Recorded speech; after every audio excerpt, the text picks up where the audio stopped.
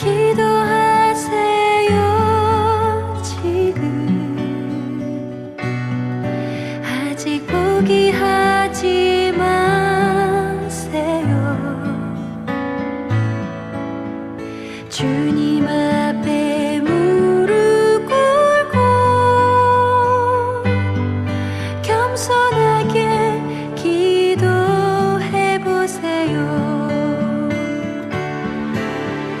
내 앞길 가로막는 장애물이 있다 해도 걱정하지 마세요.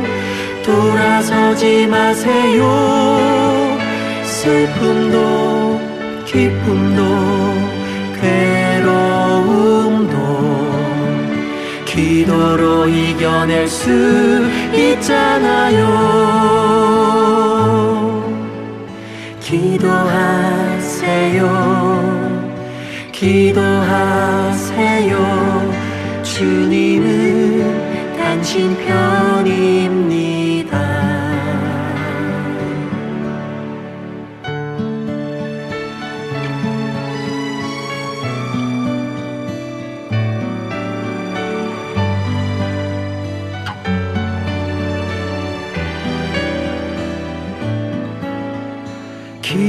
기도하세요. 지금 아직 포기하지 마세요.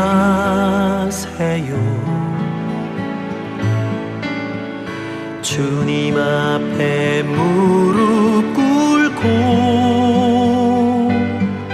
겸손하게 기도해 보세요. 네, 우리 성도님 2부 예배 나오신 우리 성도님들에게 하나님의 은혜와 평강이 그리고 믿음과 사랑이 충만하기를 간절히 바랍니다. 이 힘들고 어려운 세상 하나님 주신 그 믿음으로, 하나님을 바라보는 그 믿음으로, 또 그리고 하나님이 우리에게 베풀어 주신 사랑으로 능히 이기는 우리 성도님들 되시기를 간절히 바랍니다. 오늘 말씀 제목은요, 기도하라 라는 말씀 제목을 가지고 함께 말씀을 나누려고 합니다. 에베소서를 계속 보고 있고요, 에베소서 1장을 크게 두 부분으로 나눌 수 있습니다. 첫 부분은 이제 인사말 빼고요, 첫 부분은 저번 주에 말씀 보았던 하나님을 찬양하는 부분, 그리고 다른 부분은 오늘 말씀을 보았던 뒷부분이 두 부분으로 나눌 수 있습니다. 그런데 에베소서 1장은 크게는요, 첫 부분도 한 절로 되어 있고 오늘 읽은 본문도 띄어쓰기가 되어 있지는 않습니다. 원문에는 한 부분으로 되어 있습니다. 그래서 한 부분을 감사하는 그 기도로, 또 바울이 에베소서를 생각하며 그 성도들에게 바라는 마음으로 기도한 내용이 나옵니다. 그 기도하는 내용은 뭐냐? 한 4가지가 있는데요, 그 4가지 중에 첫 번째는 하나님을 알았으면 좋겠다 하는 기도 내용을 가지고 사도 바울이 기도합니다. 두 번째는 부르심의 소망을 알았으면 좋겠다 하는 그 마음으로 에베소를 위해서 기도하는 걸 볼 수 있습니다. 그리고 세 번째로는 하나님의 축복, 하나님의 기업을 기억하면 좋겠다, 알았으면 좋겠다라는 기도 제목을 올려드립니다. 그리고 마지막 4번째로는 하나님의 능력에 대해서 너희들이 알길 원한다. 그리고 하나님의 능력은 이러이러한 능력이 있다라고 오늘 본문에 잘 기록되어 있습니다. 오늘 본문의 말씀을 가지고 이런 4가지의 기도를 가지고 말씀을 전하는 것이 아니고, 이런 4가지의 기도를 드렸던 사도 바울의 마음에 대해서, 사도 바울은 이 4가지의 기도를 드릴 때 어떤 마음으로 드렸는지, 또 어떠한 마음으로 그들에게 바라였는지, 그것을 살펴보고 우리의 기도 생활과 우리의 신앙 생활을 점검하는 복된 시간 되기를 간절히 바라겠습니다. 그러면 사도 바울은 어떻게 기도했는가? 첫 번째로는요, 감사하는 마음을 가지고 기도한 사람이 사도 바울이었다는 거예요. 오늘 본문 16절 말씀에 보면요, 하반절에 보면 너희로 말미암아 감사하기를 그치지 아니하고, 사도 바울은 에베소 교회를 통하여 감사하기를 그치지 아니하고 감사하는 마음을 가지고 하나님께 감사하는 마음으로 감격과 그 감사를 기억하며 기도했다라고 이렇게 이야기하고 있는 것을 볼 수 있습니다. 누구나 감사할 제목이 있을 때 감사하는 것은요, 누구나 다 할 수 있어요. 나에게 좋은 일이 있고 나에게 축복한 일이 있는데 그 감사 못하는 사람이 어디 있겠습니까? 오늘도 2부 예배에 올라오기 전에 우리 고3 수험생들을 위해서 한 명 한 명 기도하는데 어떤 친구들은 수시를 합격했어요. 그래서 이번 수능이 정말 편안한 시험이 돼요.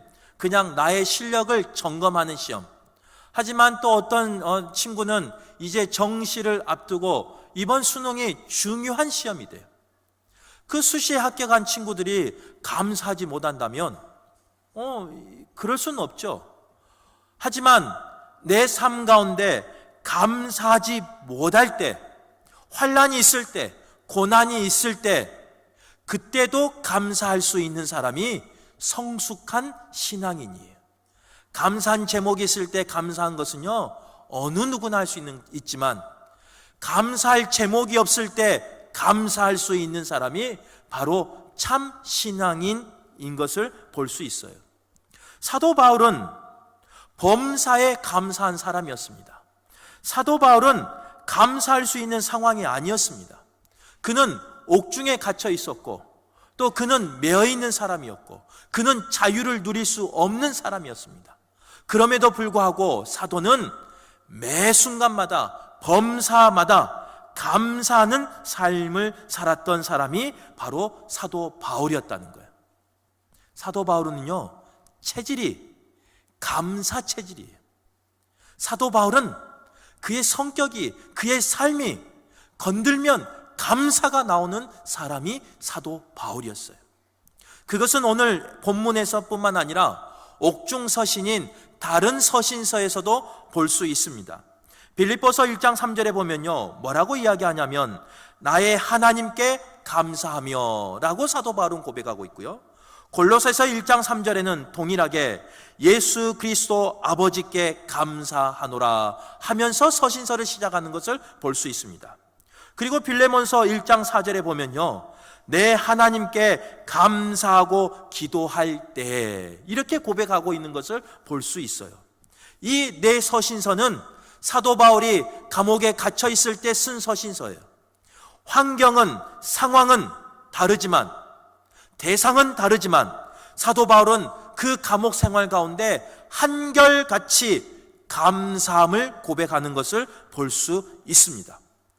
불평할 수 있었지만, 원망의 자리였지만 그는 분노와 원망을 쏟아내는 것이 아니라 그의 삶을, 그를 부르신 여호와 하나님을 감사했고 또 여러 형제들에 대한 감사를 잊지 않고 고백하고 있는 것을 볼 수 있어요. 이게 바로 우리의 삶이 되어야 된다는 거예요.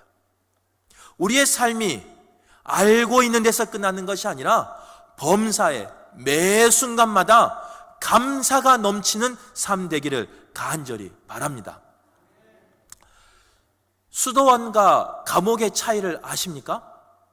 둘 다 똑같이 자유가 없대요. 둘 다 똑같이 답답하대요. 그런데 수도원은요, 내 상황 가운데 감사함이 있는 사람은 똑같은 상황이지만, 똑같은 어두운 곳이지만 그곳에서 예수 그리스도를 바라보고 감사하며 수도할 수 있답니다. 하지만 감옥은 감사가 아니라 불평을 쏟아낸답니다. 그래서 그 감옥 생활이 더 나를 옥죄이고 더 나를 힘들게 한답니다. 우리의 삶이 하나님을 만나는 수도원이 될 수도 있고, 우리의 삶이 하나님께 불평하며 원망하는 감옥이 될 수 있어요. 그 차이는 뭐냐? 내 삶 가운데 감사가 있느냐 없느냐의 차이예요. 바라옵기는 여기 계신 모든 분들이 어떤 상황이든 어떤 환경이든 하나님을 만나시고 하나님께 감사함으로 고백하는 복된 분들 되시기를 간절히 바랍니다. 그래서 그 감사함으로 기도드리는 그 기도를 통하여 상황을 이기시고 환경을 이기시는 우리 성도님들 되시기를 바라겠습니다. 두 번째로 사도 바울이 기도했던 모습은 어떤 모습이었냐? 믿음과 사랑에 감사하는 모습이었다는 거예요. 오늘 15절 말씀해 보면요, 감사하게도 그 감사한 내용을 구체적으로 이야기하고 있습니다. 그것이 뭐냐? 바로 에베소 교회가 가지고 있는 믿음, 그리고 에베소 교회가 실천했던 그 사랑을 기록하고 있어요. 첫 번째로 에베소 교회는요, 주님에 대한 믿음을 지킨 교회였어요. 저번 주에도 말씀을 전했지만 에베소 교회가 믿음을 지키기 위한 좋은 환경이 아니었습니다. 물론 외적인 환경은 참 좋은 환경이었어요. 유럽과 동양이 만나는, 아시아가 만나는 지역에 에베소 교회가 있었어요. 그래서 동양 문화와 서양 문화가 함께 있는 그런 곳이 에베소 지역이었어요. 많은 문화가 함께 있었지만 많은 이방신들도 함께 있었던 곳이 에베소 지역이었습니다. 그래서 많은 이방 종교가 그곳에서는요 활발했었고, 그 이방 종교가 있는 곳에서 믿음을 지키기는 참 어려운 상황이었습니다. 그럼에도 불구하고 에베소 성도들은 믿음을 지킨 사람이었어요. 또 그뿐만 아니에요. 그 에베소 지역은요 항구 지역이다 보니까 상업적으로, 군사적으로 돈이 많은 지역이었습니다. 그래서 부유함 때문에 주님을 부인하고 주님과 멀리 살 수 있는 환경이었어요. 성경에 보면요, 부자가 천국 들어가는 것은 낙타가 바늘귀 들어가는 것처럼 어렵다라고 말하고 있어요. 이 에베소 교회가 그런 부자 동네였어요. 부자 교회였어요. 그 부유함 때문에 하나님과 멀리 할 수 있었던 상황이지만 에베소 성도들은요 그 부유함 때문에 하나님을 멀리하지 않았어요. 비록 부유하지만 하나님과 멀리할 수밖에 없는 상황이지만 더욱더 하나님 앞에 믿음을 지키는 교회가 에베소 교회였다는 거예요. 또 이 에베소 교회는요 성도들 간의 사랑을 지킨 교회였습니다. 그 사랑은 사랑 또한 지키기 어려운 지역이었어요. 왜 그러냐면요, 헬라 문화가 이 에베소 지역을 지배했었는데 이 헬라 문화가 많은 지식을 갖다 주긴 주었습니다. 하지만 지식을 주긴 주었지만 도덕적인 해이와 성적인 문란도 동일하게 갖다 준 곳이 바로 이 헬라 문화였어요. 그래서 진실된 사랑이 없는 곳, 거짓된 사랑이 만연한 곳이 바로 이 에베소 지역이었어요. 그럼에도 불구하고 그들은 사랑을, 진실된 사랑을 나누는 교회가 에베소 교회였다는 거예요. 또 에베소 교회는 어떤 환경이었냐면요, 에베소 교회는 유대인들이 많았고 헬라인들이 많았습니다. 그런데 이 유대인은 이 헬라인들을 보고 이방 교회다라고 말을 했어요. 또 헬라인들은 유대인들이 많기 때문에 너희들은 율법에 갇혀있는 교회다, 자유함이 없는 교회다, 이렇게 말을 했어요. 세상으로부터도 사랑받지 못했고 종교 지도자들로부터도 사랑받지 못한 교회가 에베소 교회였어요. 누구로부터도 사랑받지 못하고 환영받지 못한 교회가 에베소 교회였어요. 그런데도 불구하고 에베소 교회는 진실된 사랑을 한 교회였어요. 바라옵기는 우리 교회가 예수를 믿는 믿음 안에서 사랑을 실천하되 진실된 사랑이 있는 그런 교회 되기를 간절히 바라겠습니다. 에베소 교회가 그 사랑으로 그 문화를 이끌고 세상에 살지만 세상과 구별된 삶을 살았던 교회가 되었던 것처럼 우리 또한 하나님을 믿고 예수 그리스도를 고백하고 성령 하나님이 나의 도우시는 하나님이시다는 것을 고백함으로, 더 나아가 하나님은 사랑이시기에 그 사랑을 나누며 전함으로 이 세상에 살지만 세상 가운데 구별된 아름다운 교회 되기를 간절히 바라겠습니다. 오늘 본문 15절을요 자세히 보면요 그 사랑의 정도가 틀린 것을 볼 수 있어요. 15절 하반절에 보면 뭐라고 고백하느냐, 주 예수 안에서 너희 믿음과 모든 성도를 향한 사랑을 나도 듣고, 사도 바울이 성도를 향한 사랑을 들었어요. 그런데 그 에베소의 성도의 사랑은 틀렸어요. 어떤 사랑이었느냐? 모든 성도를 사랑하는 사랑이었어요. 우리 성도님들에게 하나 묻겠습니다. 사랑을 하되 모든 사람을 사랑하는 게 쉬울까요? 어려울까요? 어려워요. 옆에 사람 한번 봐보세요. 나에게 뭐 해주니까 그 사람 사랑할 수 있어요. 그런데 뭐 해주는데 나에게 해코지를 하거나 나를 참소하거나 나를 끌어내리는 사람이 옆에는 없겠지만 주위에 있다면 그 사람 사랑할 수 있겠습니까? 함께 신앙생활하는데 그 사람 품어주며 사랑할 수 있겠습니까? 어려워요. 금요일에도 우리 예배 시간에 잠깐 나누었는데요, 나를 향해서 가시를 품고 있는 사람, 그 사람을 안아주며 끼안아주며 그 사람을 품을 수 있겠습니까? 그것도 꽉 끼안을 수 있겠습니까? 끼안으면 가시가 나를 찌르는데, 끼안으면 그 가시가 나를 피 흘리게 하는데 모두를 사랑할 수 있겠습니까? 어려워요. 하지만 에베소 교회 성도들은 신앙 공동체 안에 있는 모든 성도를 사랑했어요.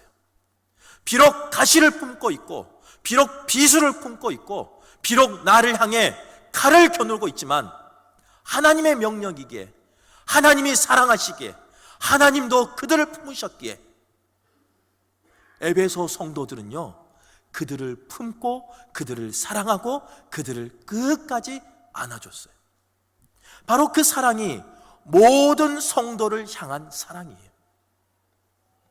아무리 훌륭한 인격을 가진 사람도 기질과 성격이 다른 그 사람을 사랑하는 것은 쉬운 일이 아닙니다. 사랑해서 결혼했지만, 사랑해서 한평생을 약속하고 살지만 그 사랑하는 남편, 그 사랑하는 아내, 몇 년 지나면요, 그 사람도 사랑하기 힘들어요. 그게 우리의 삶이에요. 하지만 사도 바울이 고백했던 그 사랑은, 에베소 교회가 가졌던 그 사랑은 어떤 사랑이냐? 피 흘릴 것을 알면서도, 나를 찌를 것을 알면서도 하나님이 사랑하셨기에 사랑했던 사랑이 에베소 교회의 사랑이었어요. 바라옵기는 우리의 교회 성도님들도 그런 사랑이 있기를 간절히 바랍니다. 나를 향해 가시가 있어도요, 나를 향해 칼을 품고 있어도 주님이 사랑하는 사람이라면, 주님이 사랑하여서 십자가에 달려서 피 흘리기까지 목숨을 희생하면서까지 사랑하셨다면 우리도 사랑할 수 있기를 간절히 바랍니다. 그래서 우리 교회도요, 에베소 교회만 그런 것이 아니라 이 시대의 금호 교회도 모든 성도를 사랑하는 교회다라는 평을 듣는, 그런 칭송을 받는 교회 되기를 간절히 바라겠습니다. 그 믿음과 그 사랑이 있는 아름다운 교회 되기를 간절히 바랍니다. 세 번째로 사도 바울은 어떻게 기도했느냐? 하나님을 의지하면서 기도했다는 거예요. 목회하는 데 중요한 요소가 있습니다. 그래서 많은 목회자들이 목회할 때 갖추어야 할 덕목에 대해서 이야기하는 걸 볼 수 있어요. 어떤 분들은요, 목회할 때 가장 중요한 것은 설교다, 그러기에 설교 준비하는데 목숨을 바쳐라 라고 이야기하시는 분도 계십니다. 또 어떤 분들은 목회하는데 가장 중요한 것은 영성이다, 그 영성을 위해서 성령 체험을 받아야 하고 그러기 위해서 함께 노력해야 된다라고 말씀하신 분도 계십니다. 또 어떤 분들은 대인관계가 중요하다라고 말씀하신 분들이 계셔요. 그래서 성도들과의 관계를 중요하게 생각하며 잘해라 조언하신 분도 계십니다. 더 나아가 교회는요, 우리 당회원들, 특별히 장로님들과 담임 목사와 관계가 중요하기 때문에 절대로 당회원들과 적을 쌓지 말고 장로님들과 원수되지 말아라. 그리고 할 수만 있으면 부임할 때 가장 먼저 신방할 곳은 누구겠어요? 대답을 안 하시네요. 장로님들 먼저 신방해라, 이렇게 가르치는 목회자도 있습니다. 물론 이 모든 것들이 중요합니다. 그러나 성경 어디를 봐도 가장 중요한 것은 뭐냐? 기도라고 말하고 있어요. 기도할 때 이런 능력이 나타나고 기도할 때 이런 승리의 삶을 살 수 있기 때문에 설교보다, 영성보다, 인간적인 관계보다 더 중요한 것은 하나님 앞에 무릎 꿇는 거예요. 그리고 하나님을 의지하는 거예요. 사도 바울은 그것을 알았어요. 그리고 사도 바울은 그 마음을 가지고 그 목자의 심정으로 하나님 앞에 무릎 꿇고 하나님께 기도하며 목양을 했던 거예요.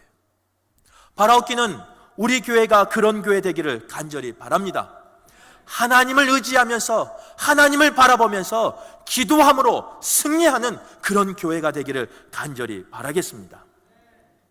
제가 부목사 때 가끔 이제 휴가를 받으면요, 집을 내려갑니다. 저희 본가는 여수고 저희 처가는 순천이에요. 그래 저는 참 착한 사람이에요. 양가를 똑같이 갑니다. 휴가도 똑같이 가고 선물도 똑같이 사갑니다. 그런데 이제 가다 보면 목사이다 보니까요, 휴가 기간이니까, 지금은 담임 목사라 그러지만 예전에는 부목사 때는요, 휴가 때는 새벽 예배는 하루 정도 쉬었으면 하는 그런 마음이 있어요. 저만 나쁜 사람이에요? 우리 성도님들은 안 그러신가 보네요. 그럴 때가 있었어요, 저도. 근데 목회자다 보니까 그러지 못하고 또 눈치가 있어서 새벽 예배를 갑니다. 그러면 그 새벽 예배 때 이제 그동안 함께 있었던, 또 저를 가르치셨던, 또 저와 함께 목회를 했던 분들을 만나요. 그러면 그분들이 한결같이 하는 말이 그래요. 목사님, 그때는 이제 전도사님이었지만, 전도사님, 제가 기도하고 있습니다. 목사님, 기도하고 있습니다. 이렇게 말해 주셔요.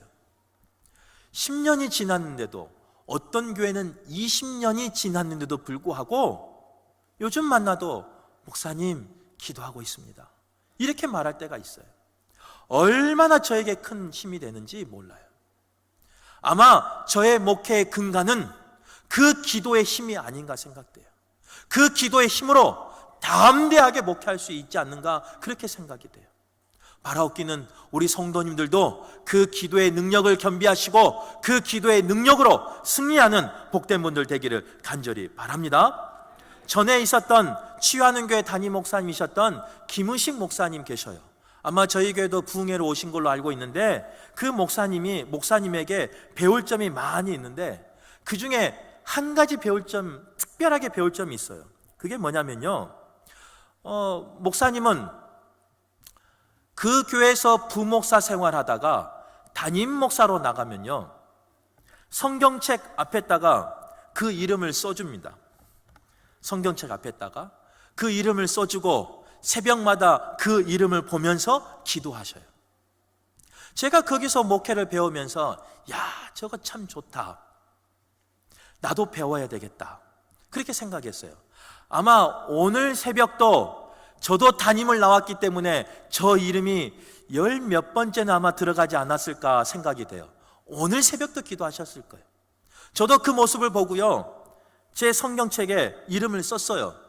그런데 제가 김의식 목사님보다는 더 뛰어나야죠.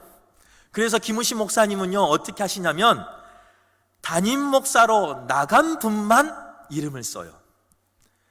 저는요, 어떻게 작정했냐면 담임 목사를 나갈 분도 이름을 써놨어요. 그래서 저 성경에 보면은 여기 사도신경 앞쪽에 보면요, 안재우 목사님, 이제 제가 여기 금옥에 와서 나가신 분들, 오병철 목사님, 김현민 목사님, 강종민 목사님, 이동현 목사님, 장정삼 목사님, 물론 밑에 네 분은 아직 나가지 않았지만 목사님보다 뛰어난 사람 되기 위해서, 더 기도 많이 하기 위해서 나가지 않았지만 이름을 써놨어요. 그리고 김의식 목사님은 부목사만 기도해 주셔요. 담임 목사 나간 사람만 기도해 주셔요. 저는요, 전도사님도 기도하기로 했어요. 이왕 할 거 이겨야죠. 이왕 기도할 거 열심히 해서 그 기도를 통해서 승리해야죠. 그래서 저 성경책에 이렇게 앞에 보면 잘 안 보이죠? 2줄이에요. 한 줄은 목사님, 한 줄은 전도사님. 그래서 제가 우리 금옥에 부임하고 함께 목회했던, 짧게 목회했던 황금종 전도사님, 최진성 전도사님, 장점삼 전도사님이 써져 있었는데 밑줄을 쫙 긋고 옆으로 옮겼어요. 목산수를 받았으니까. 그리고 김보상 전도사님. 왜 이렇게 하냐면 기도 아니면 목회에서 승리할 수 없기 때문에 그래요. 기도 아니면 어떤 능력도 우리의 삶 가운데 나타나지 않기 때문에 그렇습니다. 신방하다 보면요, 이런 말들 많이 해요. 목사님, 삶이 그렇게 녹록하지 않습니다. 삶이 그렇게 호락호락하지 않습니다. 라고 말씀하신 분들 계셔요. 그래서 어떤 분들은 그 삶이 전쟁터와 같습니다. 그래서 아침을 먹고 나가는데 전쟁터를 보내는 것 같고 내가 전쟁터에 나가서 사는 것 같습니다. 라고 말씀하신 분들이 계셔요. 한번 그분들의 삶을 생각해 봤어요. 전쟁터로 나가는 우리 성도님의 삶이 얼마나 두렵고 떨리겠습니까? 때로는 도망치고 싶은 그 삶의 터전 아니겠습니까?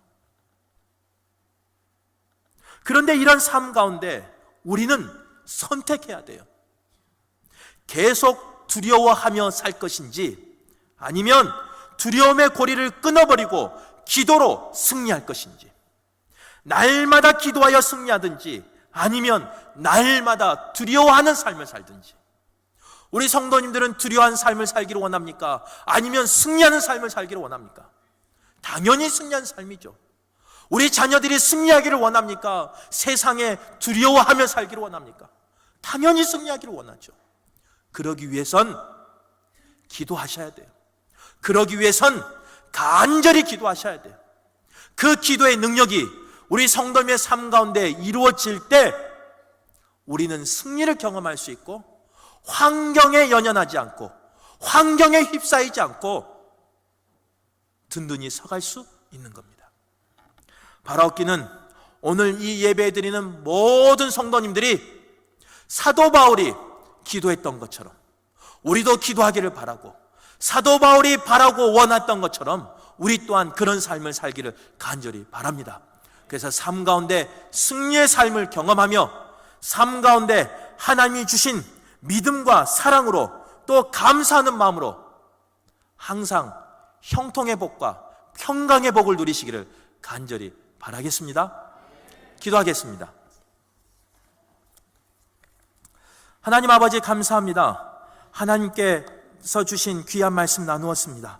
항상 감사하는 마음을 갖게 도와주시고 믿음과 사랑으로 살게 도와주시며 하나님을 의지하여 기도하여 승리의 삶을 살아가는 복된 성도들 우리의 삶 되게 하여 주시옵소서. 모든 것 주께 감사하며 예수님 이름으로 기도드립니다. 아멘.